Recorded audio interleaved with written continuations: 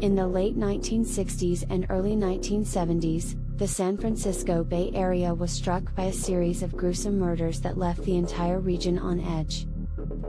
The perpetrator, who called himself the Zodiac, was a master of terror who seemed to strike at random, leaving a trail of death and destruction in his wake. The Zodiac's first known victims were a teenage couple who were shot to death while parked in a remote area of Benicia, California, in December 1968. The killer left behind a cryptic message, which he claimed contained his true identity.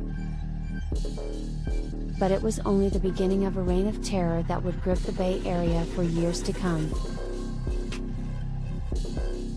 Over the next few years, the Zodiac struck again and again, often targeting young couples who were out on dates. He would sneak up on them from behind, shooting them with a powerful .38 caliber revolver before disappearing into the night. He was always careful to leave no evidence behind, and he seemed to have a sixth sense when it came to avoiding detection. But the Zodiac was far from satisfied with simply killing his victims. He also wanted to torment the police and the media with his twisted messages. He sent taunting letters to several newspapers, claiming responsibility for the murders and threatening to kill again if his demands were not met. He also sent a series of cryptic codes, which he claimed contained clues to his true identity. The police were baffled by the Zodiac's cryptic messages, and they struggled to come up with any solid leads. Despite their best efforts, the killer continued to strike, and the death toll continued to rise. The Zodiac even went so far as to attend a public meeting held by the police, where he revealed himself to be a ruthless killer who had no intention of stopping. In 1969, the Zodiac murdered a cab driver in San Francisco, leaving behind a chilling message scrawled on the inside of the car door.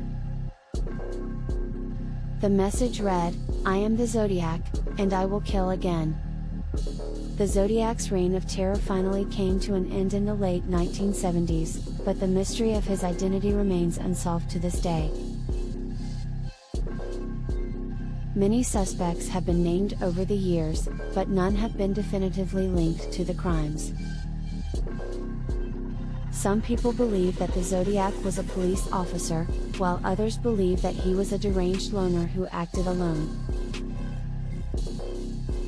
Despite the passage of time, the Zodiac's crimes continue to fascinate and terrify people to this day.